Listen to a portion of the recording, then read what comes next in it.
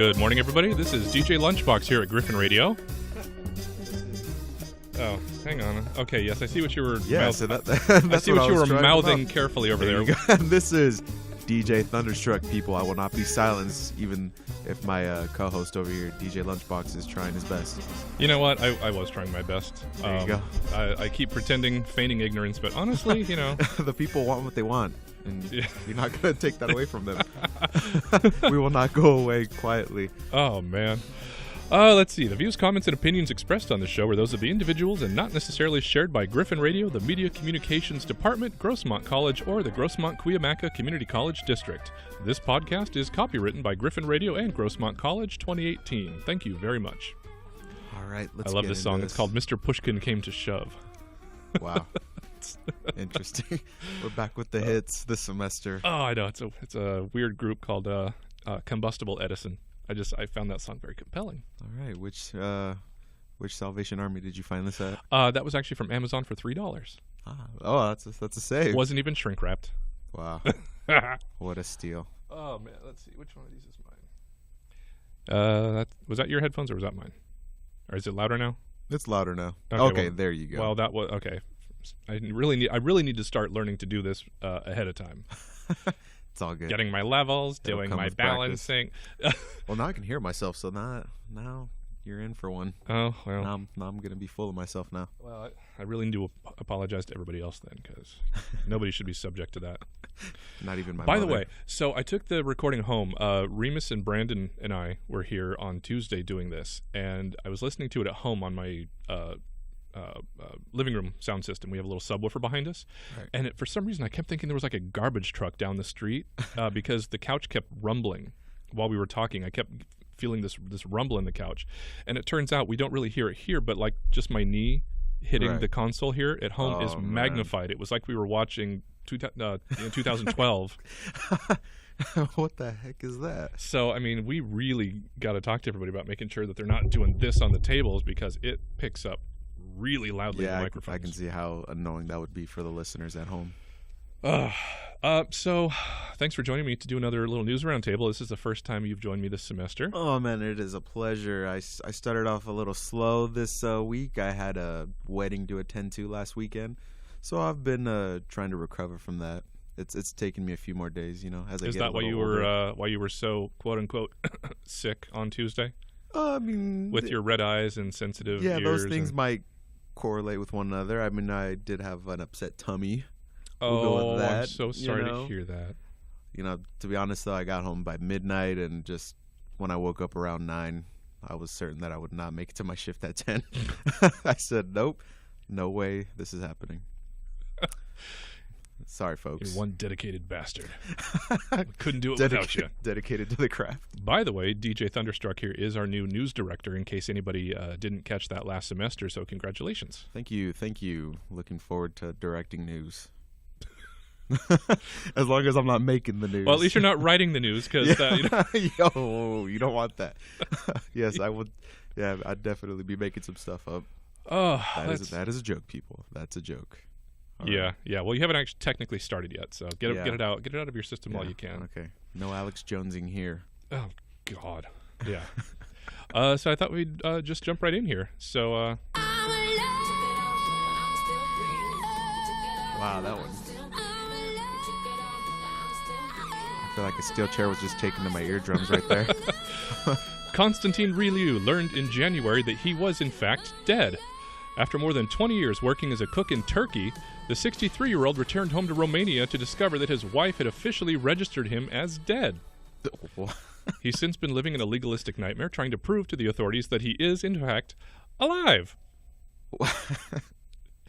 Wow. He faced a major setback last week when a court in the northeastern city of Vaslui refused to overturn his death certificate because his request was, quote, filed too late.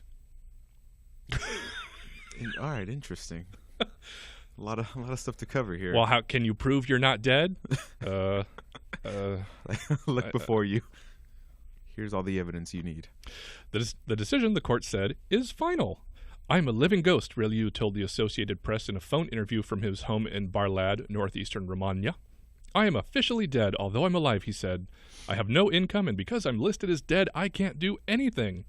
During the interview, he was deeply emotional, starting off by saying, "I think I'm going to cry," and going on to voice rage and desire for revenge against his wife, who now lives in Italy.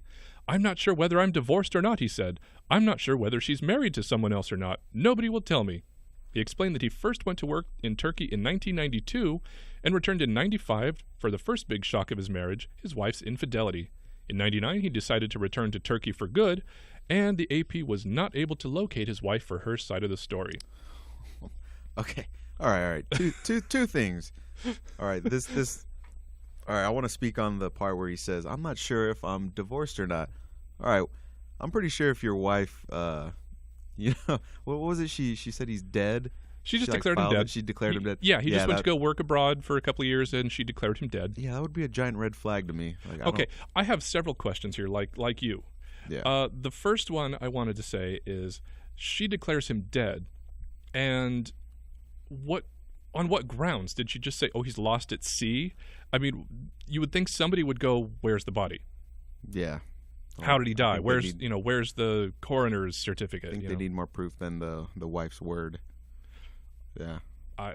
I'm just assuming she found some hot young Romanian thing, at the club, and she's in Italy. She's in Italy now, so maybe she's those dang Italians. They just know they know how to woo you. But do you have a lot of experience with that? Yeah. Oh yeah. Okay. Let's not speak on that right now. But in all honesty, to me this would be sort of bittersweet. Technically being dead would be, oh man, I could think of so many jokes to do with that. But also just think of, since... Are you going to tell us any of them? Oh gosh, no. Okay, just wanted to make sure. But what I want to know is, say this man, since he is declared, legally dead, if he commits a crime, would they even be able to persecute this man? Would they? That's a really good question, because you can't sentence me, right? I'm dead. So yeah, it's almost like double jeopardy. You can't exactly. Double jeopardy. You can't be prosecuted for the same crime twice. So if you're dead, what kind of are they going to put it on your record? Yeah, exactly. How does that? It's like, you can't persecute a dead man. I've been dead for years. I don't know how that works. But I think that's one silver lining he can take from this, that he pretty much has a free pass to do whatever he wants. Silver lining. Yeah. Hey. Well, you're dead. You got no social security number. You got nothing. You can't work. You can't live anywhere. But, you got your health, but not according to the government who thinks you're dead. If you're tired of your friends nagging you not to eat too much pizza because it's bad for you, well, I'm dead anyways. So nothing's going to change that. I'm not just dead inside. I'm dead officially. Thank you, Romania. The gift that keeps on giving. The place to be is the Grand Premiere of the Taco Bell. New fajitas are here. Say again. A Texas man who pleaded guilty to stealing more than $1.2 million in fajitas while acting as a public servant has been sentenced to 50 years in prison. Wow. That's a lot to take in. That's a lot of fajitas. Gilberto Escamilla, 53, was employed at the Darrell B. Hester Juvenile Detention Center in San Benito, Texas, until August 2017, when it was discovered he'd been placing orders for fajitas using county funds and then selling them for his own profit since December of 2008, according to court filings. During sentencing, Escamilla also was served the maximum fine of $10,000 on top of the $1.2 million he was ordered to pay back for the cost of the fajitas. That is a lot of fajitas. Wow. That is a lot of Tex-Mex. According to the Brownsville Herald, Escamilla's scheme unraveled last August after a delivery driver with Labatt Food Service phoned the detention center to give kitchen employees a heads up that an 800-pound delivery of fajitas had arrived. Employees immediately thought the delivery suspicious, as minors at the detention center are not served fajitas. However, the delivery driver insisted that he had been delivering fajitas to the detention center's kitchens for the past 9 years. After being fired and arrested, Escamilla's house was searched by police who found packages of fajitas in his refrigerator. It was selfish. It started small and got bigger and out of control, Escamilla said during court testimony. It got to the point where I couldn't control it anymore. He's addicted to ordering fajitas. Oh my God. Some people suffer alcoholism. They got a gambling problem. Your Honor, I have a problem. I'm addicted to marinated meats. Oh my goodness. This man is a trip. Texas State District Judge who handed down the sentence dismissed an additional theft charge as part of an earlier plea deal made by Escamilla. Because he stole more than $200,000 worth of goods, Texas law considers the crime to be a first-degree felony and allows for sentencing up to 99 years in prison. Wow. It also allows for more severe punishment if the defendant commits a crime while acting as a public servant. Texas does not play around. He gets 50 years for some fajitas. Well, I find it particularly ironic, though, that, you kind of sear the fajita meat to cook it, and it's Texas, and I think they still got the chair. Yeah. So talk about the punishment fitting the crime here. You could just lay out a couple of fajitas on them. Just cook them on them. There you go. Give them the chair. Yeah, but maybe it's aggravated fajita theft. So after they kill him, they'll roll him up in a giant tortilla and serve him at the detention center. Yeah, so like for every meal that he gets in prison now, is it just going to be like fajitas? Is that going to be like a cruel way to torture him? Just for the crimes maybe that's committed? True because they can't return the meat. Yeah, it can't go back. So they're like, well, you've done the crime. You're gonna eat these fajitas. You stole them. You're gonna eat them. We got 800 pounds of fajitas here going bad, so chow chow. Oh man, that is horrible. Oh. Jesus, no, that's a crime I would not want to tell somebody I'm in for.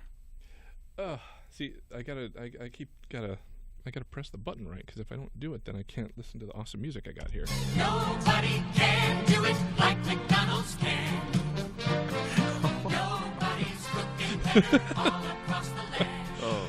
A pregnant woman in Canada had a stomach-churning experience on Sunday when she was served a latte filled with cleaning fluid. What? Sarah Douglas of Lethbridge, Alberta, was on her way to her son's baseball tournament when she went to a McDonald's drive-thru for a latte. It wasn't until she was on the highway that she suspected something was wrong, she told the Canadian Broadcasting Corp. I immediately had to put on my hazard lights and pull over and spit it out and rinse my mouth with water. I opened up the lid of the coffee to pour out this pungent smell and this chemical. Oh, wow, I told him. I opened the lid of the coffee and out pours this pungent smell of chemical. It wasn't a latte at all. Douglas, who was 7 months pregnant with her third child, said the liquid in her cup was a watery brownish color. When she returned to the restaurant to complain, she said, a staff member told her that the machine was being cleaned as it is every morning. Unfortunately, the milk supply line was connected to the cleaning solution while her drink was being made. Wow. That is just... So they were cleaning while they were they were cleaning the machine while they were serving people coffee from They were cleaning it like they do every morning. They just simply forgot to disconnect it from the cleaning supply reservoir and reconnect it back to the milk. See, here's her first problem. It was ordering coffee from McDonald's. Latte from McDonald's. She trusted McDonald's. I don't care if it's in San Diego or if it's a McDonald's in Alberta, Canada, wherever. That's just, you're putting too much trust into McDonald's and its employees. That's. Well, the story gets a little more interesting here too. Oh wow, this will be interesting. The on-duty supervisor showed the woman the bottle of cleaning fluid so she would know what to tell poison control. And then the employee said, so I took a picture of it, and then another coworker also overheard what had happened and was a little bit upset at the situation and said this had happened before. And she was a little mad that it was occurring again. Okay. See, like I said, you're putting too much faith into these McDonald's employees. Yeah, can I get a hot venti Windex latte, please? That doesn't sound too bad. Yes, it does. There's something wrong with you. I mean, those employees should drink a Clorox cold brew. Oh. I think that's what they deserve after this. After that happens once, that's just something you gotta never let happen again. That's just horrible. And this woman was pregnant, you said? Yeah, it's with even her worse. Third child. Well, and she's okay, it turns out. She contacted the health service there in Alberta, and she was okay. She hadn't actually drank any of it. She didn't swallow any of it. She tasted it and was like, oh my God, this is ammonia, spat it out, and then drove back to McDonald's. That would have been one doozy of a problem on their hands. Ugh. See, this is why you always go Starbucks or your own home brewed. Just brew your coffee at home. There you go. Well, problem solved. Maybe she was getting her coffee at McDonald's because this also kept happening to her at the house. She kept cleaning the coffee machine but wasn't pouring the vinegar back out. There you go. It's those kids of hers maybe. There's a conspiracy afoot. Let's see. Philly fanatic shoots a baseball fan in the eye with a hot dog. Makes me want a hot dog real bad. She might have gotten a bruising at the ballpark, but Kathy McVeigh is still a Philadelphia Phillies fan, even if she's black and blue. McVeigh had a black eye after being hit Monday night when her team's mascot, the Philly Fanatic, shot a Frankfurter out of a hot dog-shaped cannon into the stands above home plate. Sadly, her attempt to catch the flying wiener didn't work, an error she blames on a shoulder injury that requires surgery. It came down with such force, like a ton of bricks, she told Inside Edition. My glasses flew off and I started bleeding. And you should have seen the picture. You should have seen the picture of this woman. It looked like she'd just taken a punch right to the face. Well, let's Big be old honest. black eye. Let's be honest. This is just a typical Saturday night for her, I'm sure. Okay. Let's be let's be real here. Oh, come on. I'm sure she's had her fair share of wieners hitting her in the eye. I'm just saying. You can't say stuff like that. That's libel or slander or something. You know nothing about this poor woman. Hey, that's speculation. It's pure speculation. If you're gonna speculate, you got to say the word allegedly. It's allegedly. There you go. Allegedly, this is pure speculation. I'm sure she's a very nice lady. Hot dog real bad. That doesn't help either. I mean, she is a Phillies fan though, so that says a lot. Oh, you know what? You were so classist. Let's see. She ended up in an emergency hospital room that night where a scan confirmed she did not have a concussion. Could you imagine getting a concussion from a hot dog? I mean, how fast was it going, or how, this could really devolve really easily, but how big was it that it could have concussed the poor woman? I mean, if we're talking like a Dodger dog here, then yeah, that thing's deadly. I'd say if she took a foot long to the face and now she's got some EMTs telling her, don't sleep. Oh my goodness. That's a story you'd have to change up. Like, I got mugged by a biker gang. Oh, that is just yeah, terrible. you got to make up a story. Well, I was snowboarding and there was on the Triple Diamond, and there was this tree that came out of nowhere. There's just no way you can sell that. But she seems to have a good attitude about it. I love the Phillies, she said. I would definitely go back. I just have a story to tell. The team apologized to her and offered her tickets to a future game. At least it's funny, she told NBC Philadelphia. It's a story I can tell people. My only thing is, just warn people to be careful. Watch out for a big green gumdrop running around the stands with a hot dog cannon firing at people's faces. That's just the strangest thing I can think of, though. A cannon that shoots out hot dogs. Like, are these meant to be consumed by the fans? Okay, or? Now Lord knows I'm not a sports person. You might have picked that up from a little bit I got going on here, and the fact that I don't really ever get up. I'm going out on the assumption that these are wrapped hot dogs, because when it said flying hot dog, I just pictured like just a naked hot dog and like a bun just kind of like splitting like a bullet casing. The ketchup flying off of that bad boy. Oh, just spattering the first 3 rows of mustard and relish. So I just pictured this, this flying hot wiener going straight at her face. But yeah, I'm guessing it was probably wrapped, so it was. Yeah, you're right, like an aluminum foil or something of the sort. Yeah, so I mean that thing was probably, I'm guessing, like a good half pound. Yeah, still not the best idea. And if anything, what was it, the Philly Fanatic is responsible for this? Yeah. Yeah, he probably should have changed his trajectory on that one. Maybe aim high. Maybe he should just stick to the T-shirts. There you go. I mean, if you got flying meat coming at people in the eye and giving them shiners, that is just that's awful. not good PR. No. Makes for a good story though for radio.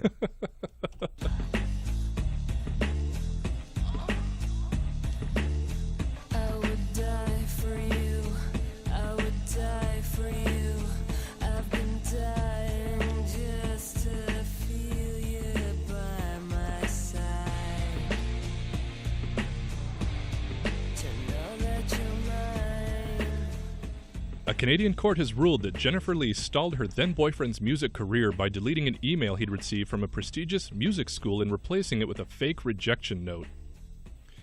In 2013, Eric Abramovitz applied to study at the Colburn Conservatory of Music in Los Angeles under Yehuda Gilad, a famed clarinet teacher who accepts only 2 new students a year. Each one receives a full scholarship that covers tuition, room and board, and money for other expenses. Perhaps most important, the chosen few are virtually guaranteed a high-paying symphony career upon graduation, according to the Montreal Gazette. Abramovitz went through an extensive screening process, including a live audition in February of 2014, and felt confident he'd be accepted, according to the Washington Post. A few weeks later, he received a rejection email and was crushed and chose to finish his bachelor's degree at McGill. 2 years passed before he discovered he'd actually been accepted, and that Jennifer Lee, whom he'd been dating for 5 months at the time, had forged his rejection note. Okay, this Abramovitz told the court that Lee had access to his email and was able to delete the real acceptance letter before he could see it, and then said that she impersonated him and sent back the instructor an email declining the offer. So she deleted his acceptance letter and made a new email saying he'd been rejected, then sent a letter back to the school declining it from him, saying, well, thank you for your offer, but I've chosen not to accept it. Oh, that's awful. Her alleged motive? To keep her boyfriend from moving away. After earning his degree at McGill, Abramovitz was still determined to learn from Gilad. He entered a 2-year certificate program at the University of Southern California, which allowed him much less study time with a master teacher and didn't come with a full scholarship. At a meeting, the teacher asked Abramovitz, "Why did you reject me?" The student replied, "Why did you reject me?" The two musicians couldn't figure out what happened.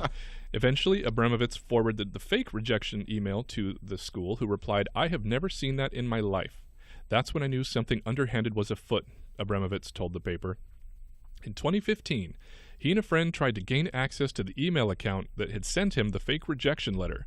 Since Abramovitz and his girlfriend had once shared a computer, he knew one of her passwords. Miraculously, it logged right in, he said, and what she'd done became clear. At that point, Abramovitz told Gilad at the school, and he hired an attorney and contacted Lee, whom he was no longer dating. At first, she tried to deny it, he said, but the evidence I had was overwhelming. Then she blocked me on social media, and we only spoke to each other through lawyers. Wow. Girlfriend of the year. Lee did not respond multiple times to the court action, which is one reason why the judge ruled for Abramovitz. Quote, a defendant who has been noted in default and is deemed to admit to the truth of all allegations of fact made... Wow, that's a really butchered sentence. Long story short, the judge was saying, well, she obviously admitted to it, and she didn't show up to court, so he just found in default for the other guy. So now his ex-girlfriend owes him $260,000. Eesh, that's a steep price to pay for trying to be a psycho. Allegedly? Is that? Can I say that? I think you could pretty much call her psycho, because at this point she would have to prove that she's not. Wow, that is one expensive email. Can you imagine? I mean, what was this gentleman playing as he's a musician of some sort, you said? Yeah, he was a musician who was playing you know what, you always make me go back and have to look through these things. What was it, the clarinet or something? I have to make DJ Lunchbox work. Clarinet, yeah. Clarinet, I assume that's not the only thing he's good at playing. I mean, wow. What does that mean? If she's willing to go through all that trouble just to get him to stay, he must be like the greatest boyfriend alive. I should take some pointers from this man. You really want to do what he does? No, you can't take any pointers from him, because she was obviously unhinged. Well, he was doing something right. They'd only been dating for 5 months, and she'd suddenly decided that it was going to be forever. She went all Glenn Close on him, and she hacked into his email account and sent him delete. I mean, that's just insane. I can't even get a text back. Where can I find one of these? Wow. Meanwhile, Abramovitz says he's in a better place in both his career and his personal life. Not only has he gotten a new position as an associate principal and E-flat clarinetist at the Toronto Symphony, but he has a new girlfriend. We're really happy, he said. I would like to think that since my first relationship, my judgment of character has improved just a little bit. Yeah, just a little bit. I think it'll be a while, though, before he shares any passwords with this one. Yeah, I think he'll tread lightly.